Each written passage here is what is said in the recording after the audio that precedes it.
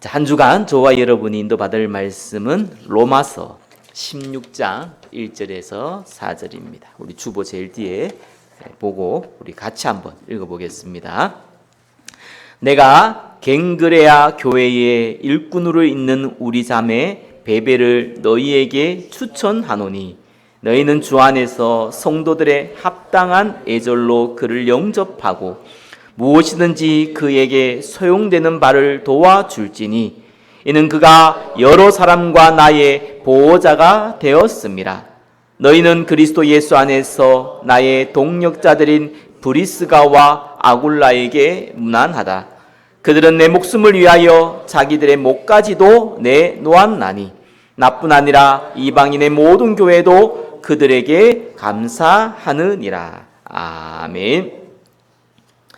영적 가정이라는 제목으로 말씀 증가하겠습니다. 우리 옆에 분들과 인사 나누겠습니다. 예수는 그리스도 모든 문제 해결자이십니다. 우리 다 한 번 더 인사 나누겠습니다. 영적 가정의 모델이 됩시다. 자, 5월은 가정의 달이라고 합니다. 특히 5월 5일은 오늘이죠. 어린이날. 5월 8일은 어버이날로 국가가 정했습니다. 상당히 잘했다고 봅니다. 이날만이라도 자녀에게 또 부모를 섬기는 날로 삼아라. 이런 의미죠. 자, 그러면은 성경에는 자녀에 대해서 또 부모에 대해서 어떻게 대하라고 하는가 조금 확인할 필요가 있죠.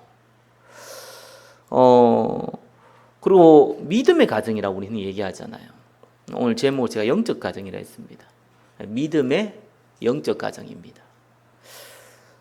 믿음의 영적 가정을 이룬 성경 속의 인물은 누가 있는가? 우리가 한번 볼 필요 있죠. 그래야지 저와 여러분이 앞서간 믿음의 사람들을 조금 모델로 삼아서 저와 여러분들이 동일한 응답 누릴 수 있습니다.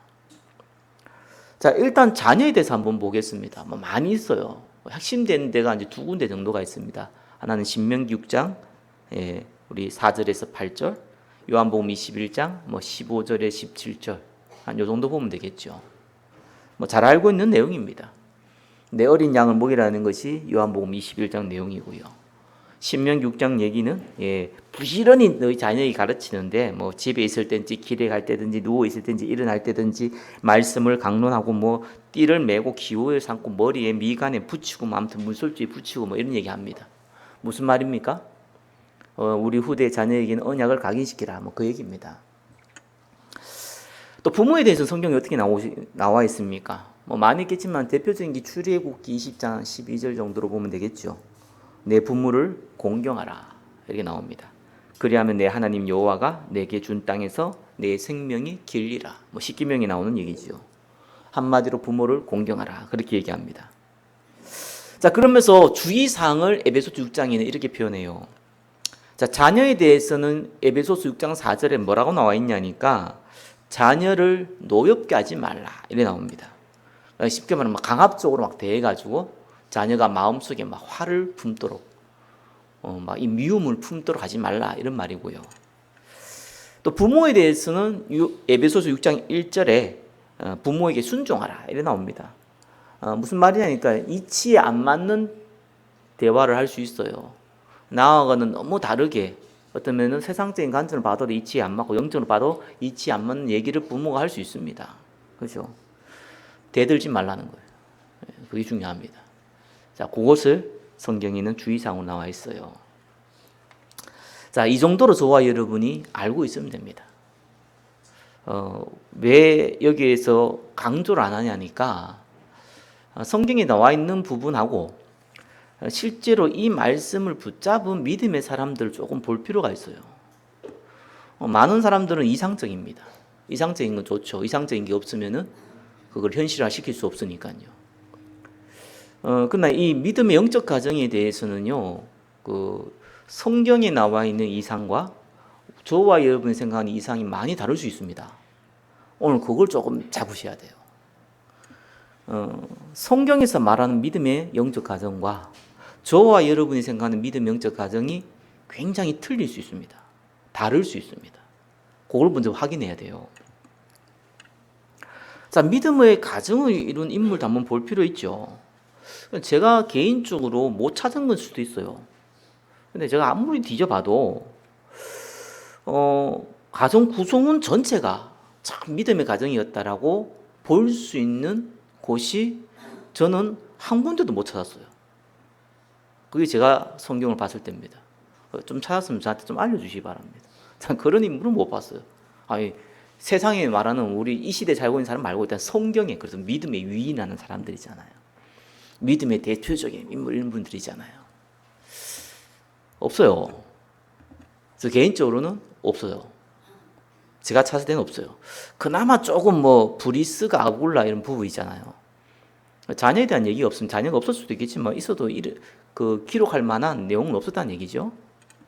이제 그나마 가정에서 부부가 함께 이제 이렇게 응답받은 것이 유일하게 제가 볼 때는 브리스가 부부, 아굴라 브리스가 부부. 그 한 가정밖에 없고요. 나머지는 가족 구성원들이 뭐 이렇게 뭐 부부조차도 없어요. 아무튼 제가 볼 땐 그렇습니다. 자, 그렇다면은 성경에서 말하고 있는 이상적인 믿음의 영적 가정은 어떤 가정입니까? 좀 저와 여러분이 생각하고 있는 패러다임을 바꾸시고요. 기존의 가치관을 좀 바꿀 필요 있어요. 우리 찬송가 559장에 보면은 뭐 좋은 가사 내용 나오죠. 저도 이 찬양하면서 감사하다 뭐 이렇게 찬양도 하는데 죄송한 얘기지만 성경에는 이런 가정 없더라고요. 거기 좀 아이러니했어요. 사철의 봄바람 불어있고 하나님 아버지 모셨으니 믿음이 반석도 든든하다. 우리 집 즐거운 동산이라. 맞습니까? 이랬으면 좋겠죠. 이랬으면 좋겠는 것이. 그래 성경에서 말하는 이상적 가정과요. 우리가 생각하는 이상적 가정이 다를 수 있습니다. 그래서 성경에서 말하는 이상적인 가정은 어떤 가정이냐? 그 가정에 영적 파수꾼이 한 명이라도 있는 가정입니다. 그 가정이 믿음의 가정이에요. 저는 이거 오늘 설교 준비하다가요, 기도를 많이 했어요. 생각 외로. 왜냐하면 이렇게 설교한 사람도 없고요. 또 이렇게 얘기한 사람도 없어서 조금 조심스러웠어요. 제가 아무리 성경을 봐도 없더라고요. 또 믿음의 달인데, 이 가정의 달인데, 그 가정에 대한 메시지를 해야 되지 않겠습니까? 그래서 기도하면서 보다가 성경에서 말하는 얘기를 하자. 성경에서 믿음의 가정이 무슨 가정이냐? 남편과 아내와 부모와 자녀들 전부 다 예수 안에서 같이 예배드리고 기도하고 포럼하고 이상적인 가정입니다. 근데 그런 가정을 이룬 성경 속 인물도 한 명도 없습니다. 그거부터 인지해야 돼요. 그 말은 뭡니까? 뭐 거의 불가능하다는 얘기죠. 어떤 다르게 표현하면 그런 걸 추구하지 말라는 거예요. 성경에서 말하는 영적인 가정은요, 다른 가정이 아닙니다. 영적 파수꾼이 한 명이라도 있는 가정. 그 가정이 믿음의 가정임을 믿으시기 바랍니다. 이 생각부터 바꾸시기 바랍니다. 자, 첫 번째입니다. 자, 현실적인 영적 가정이 모델이에요. 자, 성경에 나와 있는 현실적인 가정이에요. 아브라함 보겠습니다. 대표적인 믿음의 대표적인 인물이죠. 믿음의 조상입니다. 근데 아브라함 개인사도 봐도 그렇지만 사실상 불신앙의 가정이었다고 보는 게 더 많습니다. 그래서 불신자의 가정이 아니고 불신앙이 많은 가정. 그래도 이제 이런저런 많은 은혜 받아가지고 아브라함도 노인이 되고 사라도 노인이 되고 아들 이삭도 장성하고 막 이런 축복을 누리다가 이제 마지막 아브라함을 테스트하죠. 왜 노인된 아브라함을 테스트했겠습니까? 중요한 언약을 전달하기 위해서 한 거죠. 뭘 얘기했냐니까 이삭을 바치라고 그랬어요. 자, 아브라함이 알다시피 사라한테 얘기 안 했어요. 예배 드리러 간다고 얘기했지 이삭 바치라는 얘기 절대 안 했어요. 종 한 명과 이삭과 함께 이 모리아산으로 갑니다. 가서 종을 밑에 내려놓고 이삭하고 아브라함 둘이 올라갔어요. 종한테도 얘기 안 했어요. 종을 한 명 데려갔는데 가장 신뢰한 종이겠죠? 얘기 안 했어요. 아내 사라한테 얘기 안 했어요. 그까진 좋은데 심지어 이삭한테도 얘기 안 했어요. 이삭이 지금 뗄감하고 다 가져가는데 번주로 들 양은 어디냐 물을 때에 하나님이 친히 준비한다고 그랬어요. 얘기 안 했어요. 올라가서 이삭을 결박하고 나서 얘기했어요.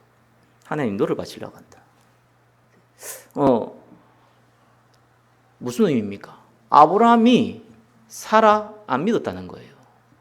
뭘 안 믿었냐? 하나님이 하라고 했던 이 말씀을 전달하면은 순종 안 할 거라는 걸 확신했다는 거예요. 자기 가장 충성스러운 종도 안 믿을 걸 확신했어요. 심지어는 눈에 넣어도 아프지도 않고 사실상 어릴 때부터 언약을 자란 이삭조차도 안 믿을 거라 확신했습니다. 이유는 간단하죠, 그죠? 그냥 교회 다니는 것이지 이런 영적인 믿음이 없다는 거예요. 그게 실제적인 모습이거든요. 결국은 이삭이 죽음 위기에서 사실상 그리스도를 체험하거든요. 이삭 대신에 어린 양. 이 언약이 또 각인되어지죠. 그래서 아브라함의 가정은 믿음의 가정이 맞습니다.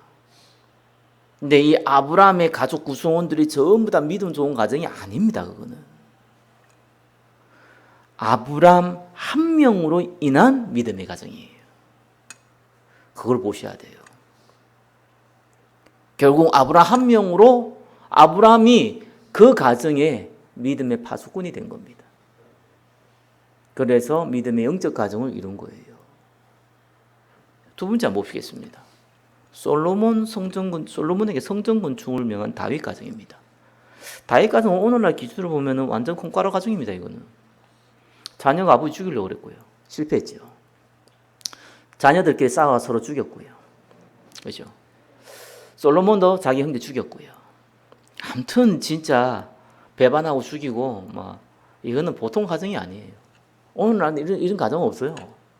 완전 콩가루 중에 가정이에요. 이 가정입니다. 근데 최고의 믿음의 유인 중 한 명이 다윗이거든요. 그리고 다윗이 얼마나 믿음의 영적 가정이냐니까 그 어떤 사람도 해내지 못했던 메시아를 그리스도를 예표하는 최초의 성전. 그죠? 다윗과 그 아들 솔로몬이 해냈습니다. 보통 일이 아니죠. 전 세계에 그리스도를 전하는 세 가지 뜰, 치유의 뜰, 그렇죠? 어린아이의 뜰, 이방인의 뜰을 최초로 세운 사람입니다. 최초로 세운 가정이에요. 다윗 혼자 한 거 아니죠? 그죠? 다윗이 다 준비해왔지만 사실상 성전은 솔로몬이 완성시켰습니다. 다윗이 역대상 28장 9절에 10절에 보면요, 솔로몬에게 굉장한 유언이자 명령을 합니다. 내 아들 솔로몬아, 너는 내 아버지의 하나님을 알고 온전한 마음과 기쁜 뜻으로 섬길지어다. 여호와께서는 모든 마음을 감찰하사 모든 의도를 아시나니 네가 만일 그를 찾으면 만날 것이요 만일 네가 그를 버리면 그가 너를 영원히 버리시리라. 그런즉 이제 너는 삼갈지어다. 이러면서 뭐라고 하겠습니까? 여호와께서 너를 택하여 성전의 건물을 건축하게 하셨으니 힘써 행할지니라 하니라. 다윗이 죽고 솔로몬이 왕이 되면은 안 해도 돼요. 아버지의 유언이었다. 그러나 지금 상황이 안 된다. 안 해도 돼요.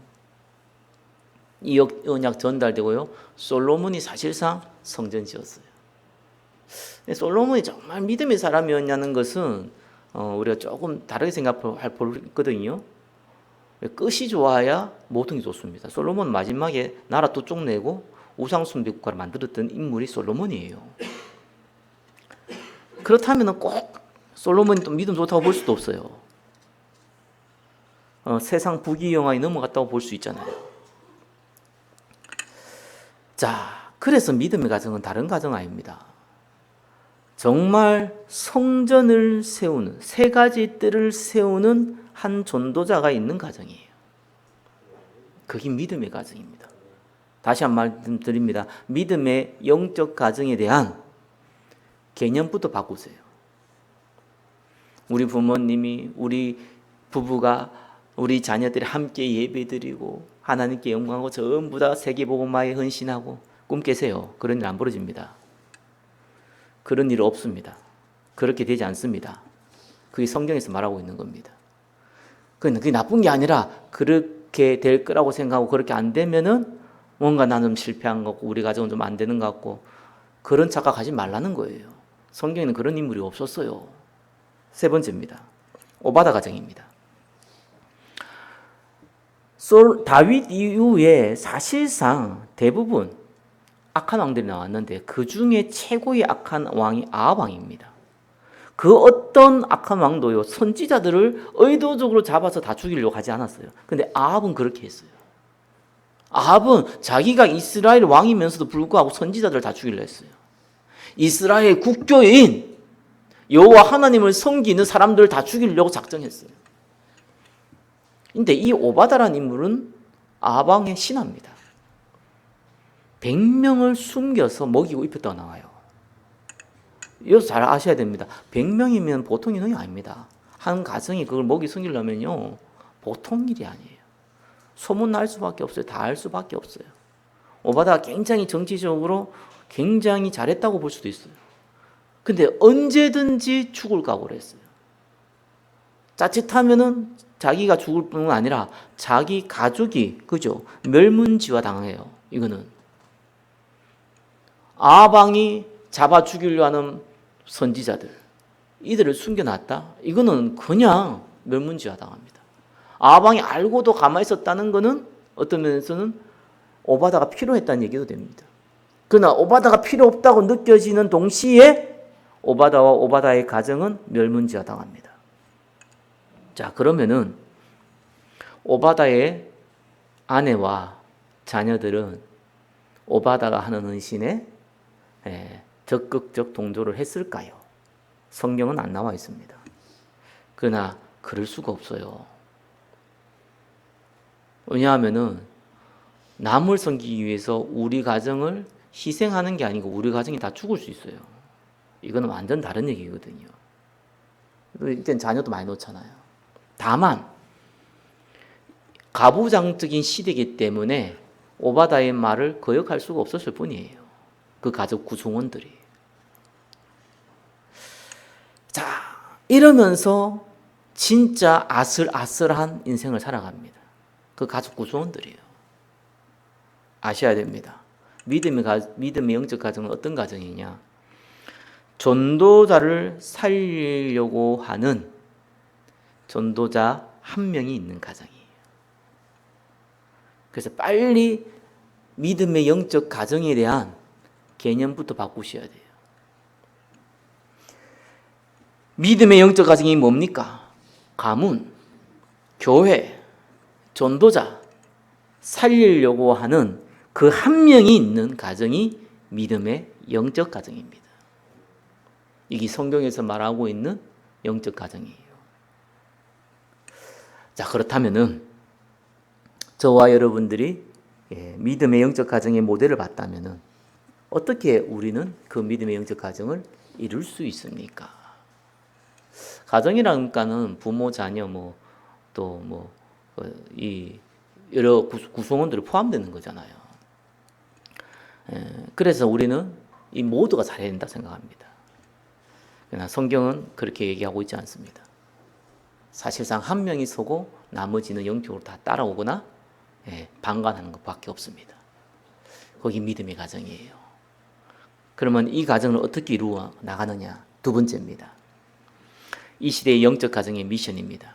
세 가지 미션 딱 붙잡으셔야 돼요. 사명 붙잡으셔야 돼요. 그러면은 성경에 나와 있는 대표적인 믿음의 가정 같은 응답을 받습니다. 비록 가정의 문제, 사건, 다윗처럼 콩가루 같은 집안이 된다고 할지라도 하나님이 가장 기뻐하는 언약을 이루는 가정으로 쓰임받습니다. 그 응답 누리시기를 예수 그리스도 이름으로 축원합니다. 첫 번째 뭡니까? 영적 가문의 배경이 되세요.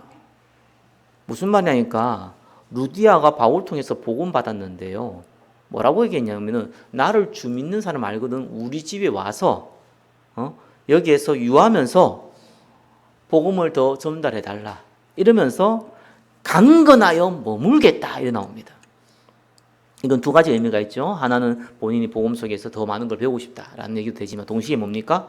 우리 가정도 살려달라라는 얘기입니다. 가문의 영적 배경이 되는 가정의 한 사람이란 말은 무슨 말입니까? 저와 여러분의 가정과 가문은 있는 사람들이 모두 다 예수 믿으면 좋겠지만 안 그런 확률이 많지요. 믿고 안 믿고는 저와 여러분의 주관자가 아닙니다. 저와 여러분들은. 그러나 저와 여러분은 한 번은 복음 듣도록 만들어줄 의무가 있습니다. 그죠? 이걸 딱 미션을 잡으세요. 그래서요, 교회 절기를 활용하세요. 뭐 추수감사절, 맥주절, 뭐 성탄절, 그다음에 뭐 부활절 이런 거 활용하세요.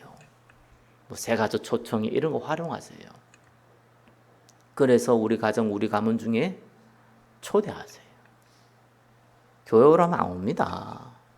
근데 명분 있으면은 올 수 있습니다. 교회 한번 와봐. 안 갑니다. 수고도 와. 그죠? 여러분 때문에, 여러분의 정성 때문에 한 번 정도는 와줄 수 있어야 돼요. 그 정도 수고는 해야 됩니다. 그렇다고 믿느냐? 그건 아닙니다. 그건 하나님 손에 달려 있습니다. 그러나 복음 듣게 하는 거는 한 번 듣도록 장을 만들어주는 거는 저와 여러분의 미션입니다. 그리고 교회의 대소사 활용하세요. 그리고 전도자 초대하세요. 주로 장례식 때 많이 초대하던데, 그죠? 장례식 집례해달라고. 그것도 너무 좋습니다. 죽고 나서 초대하면 좀 그렇잖아요. 물론 남아있는 가정이 복음 전할 수 있는 좋은 기회지만 죽을 사람은 이빨 초대해줘야지요.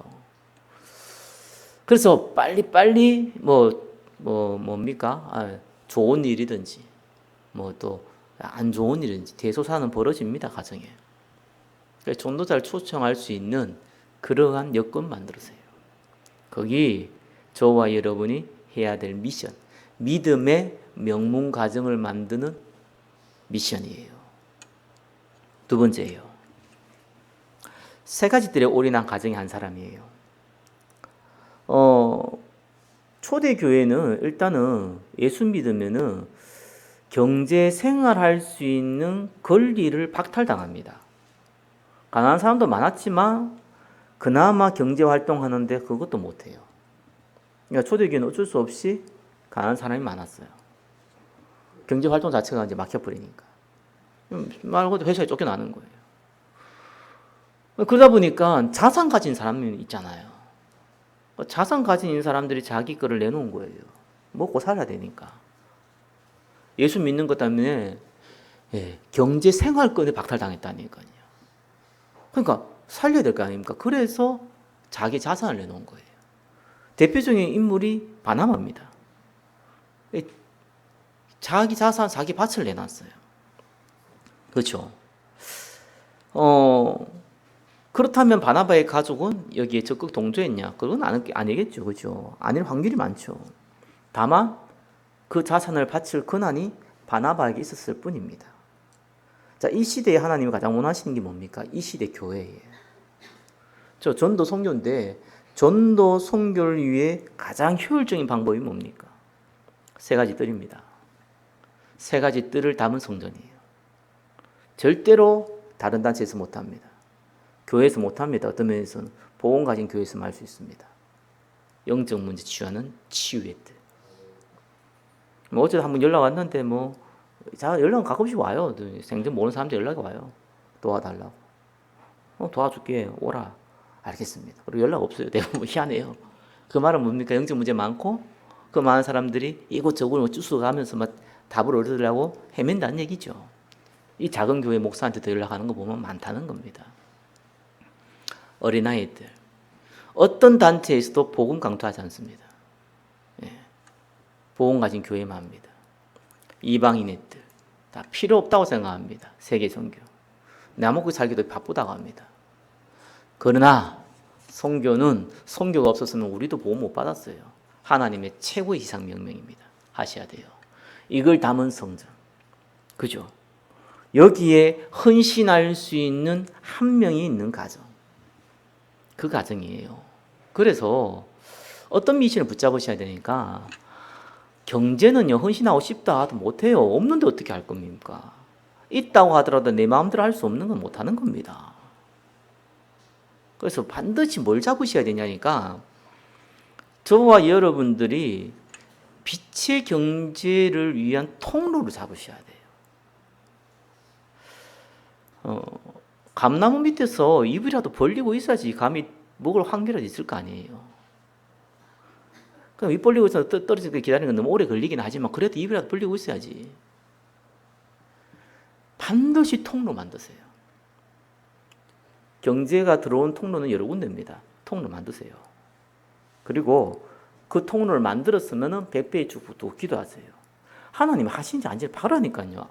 안 해보고 자꾸 뭐 하나님 뭐 로또 당첨되지만 하나님 내한테 뭐 100배의 축복 왜 줍니까? 주면 뭐 할 건데요. 딴 거 할 거잖아요. 그리고 부스러기 가지고 헌신할 거잖아요. 하나님 안다니까요. 그래서 빛의 경제로만 사용할 통로를 만드세요. 그리고 그 통로는 여러분 거 아닙니다. 헌신하세요. 100배의 축복도 기도하고 헌신하세요.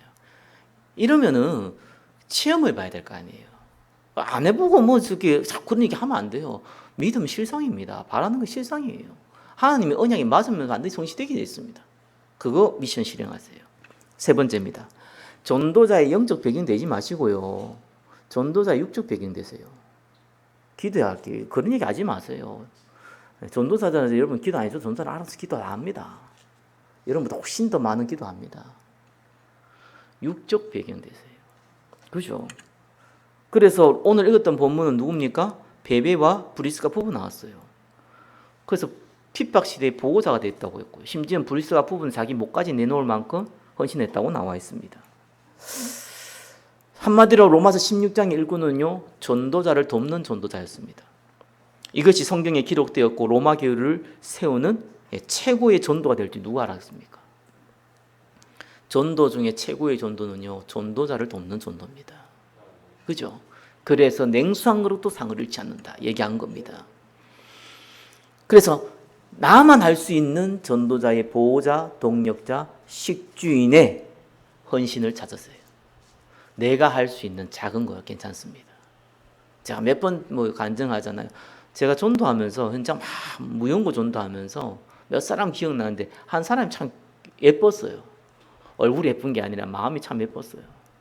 카페 하는데 자는 못 도와주고 쿠키 만드는 기술이 있어가지고 전도지 돌릴 때 그 쿠키라도 한 주면 좋지 않겠냐고요. 항상 갈 때마다 쿠키를 만들어줬어요. 나는 이 사람 복 받겠다 생각했어요. 왜 그러냐? 전도한 사람 돕는 거거든요. 자기가 뭐 대단한 일을 한 거 아니잖아. 뜨면서 할 수 있는 거 한 겁니다. 나만 할 수 있는 거 찾으세요. 자, 그렇다면은 그 한 명이 나라면은 그죠? 먼저 할 거 있습니다. 세 가지입니다. 3번이죠. 언약 예배 중심의 스케줄 만드세요. 시간이 남아서 예배 드리는 사람은 영적인 하수입니다. 그죠? 시간이 없지만 시간을 억지로 만들어서 예배 드리는 사람은 영적인 중수입니다. 영적 고수는 어떤 사람이냐? 예배 중심의 스케줄을 만들어서 움직이는 사람입니다. 영적 고수가 되세요. 그래야지 여유가 생깁니다. 아니면 시간이 쫓깁니다. 반드시 영적 고수가 됐어요. 영적 고수가 안 되면 돈 벌기 위해서 하는 사람들은 돈도 못 봅니다. 오히려 있는 돈까지 빼앗깁니다. 왜 이 응답부터 받아야 됩니까? 저와 여러분에는 은혜의 공급수가 되는 베이스 캠프를 만들어야 돼요. 사단이 있다니까요. 이 존재가 우는 사자처럼 삼킬자를 두루 다니면, 그죠? 삼킬자를 찾으려고 두루 다닌다고 나옵니다.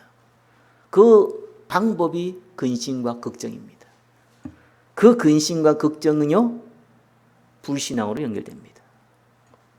그래서 24시간 이건 잠도 안 자요. 이 마귀 새끼는요. 그래서 뭘 해야 됩니까? 항상 내가 말씀 인도 받을 수 있는 베이스 캠프를 만들어야 돼요. 그러려면은 예배 중심의 스케줄을 안 만들면은 절대로 안 되게 되어 있습니다. 우리는 24 기도한다, 24 예배 드린다, 그거는 이상적인 거고, 저와 여러분은 육신을 갖고 있기 때문에 그게 안 돼요. 그래서 예배 중심의 스케줄을 만들어 놓고 움직이는 거예요. 두 번째입니다. 먼저 그 뭡니까? 언약 현장 중심의 기획과 도전을 하세요. 이게 무슨 말이냐니까 전도는 그냥 하는 거 아닙니다. 반드시 기획하셔야 돼요. 기획이라는 건 대단한 걸 기획하는 거 아닙니다. 내가 할 수 있는 기획을 하는 거예요. 6살 아니면 6살짜리 아이가 할 수 있는 기획을 하는 거예요. 내 수준에 맞는 기획을 하는 겁니다. 그럼 어떤 일이 뭐냐? 시행착오를 하게 돼요. 시행착오 하면서 성령 인도를 받아요. 바울이 아시아 가려고 기도 기획을 하고 다 준비했는데 하나님이 턴시키잖아요. 마게도냐로. 성령 인도 받아요. 그럼 아시아 간 게 다 실패했냐? 아닙니다. 그것 때문에 마게도냐 제루살렘을 쓰임 받는 거예요. 저와 여러분이 기획한 대로 되지 않습니다. 그러나 기획하게 되면은 성령 인도 받게 돼요. 여기 중요합니다. 그래서 교회에서 하는 전도는요, 교회에서 따라오면서 기획하세요. 지교회도 마찬가지입니다. 따라오면서 기획하는 거예요. 여러분의 개인 가정과 개인 현장은요, 여러분 스스로 기획하셔야 돼요. 그리고 기획하시면 도전하는 겁니다. 그러면은 잘 되냐? 안 됩니다. 근데 하다 보면 어느 날 이 시간표 와요. 사도행전 19장 10절. 아시아에 사는 자는 헬라이나 유대이나 다 주의 말씀을 듣더라. 한 번은 복음 증거되는 기적 역사를 납니다. 그래야죠. 당연한 거 아닙니다. 이거부터 하세요.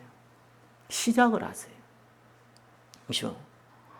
내가 세금인데 그 말로 뜯은 거 아무 의미 없습니다. 시작을 제대로 하셔야 됩니다. 세 번째입니다. 언약 기도 중심의 집중입니다. 저와 여러분 종교적인 기도하지 않습니다. 그죠? 언약적인 기도합니다. 종교적인 기도는 뭡니까? 내 소원 성취. 언약 기도의 핵심은 뭡니까? 하나님 말씀의 성취. 그 차이잖아요. 하나님 말씀 전도 성취밖에 없습니다. 생명 살린 거 외에는 이 시대의 마지막 남은 말씀 성취는요, 생명 살린 거 외에는 없습니다.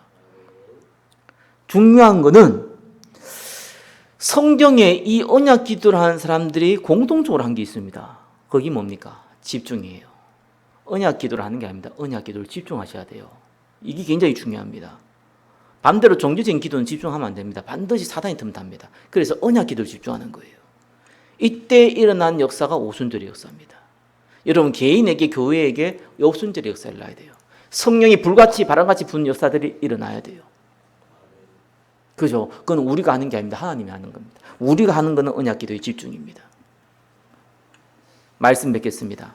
영적 가정이 뭡니까?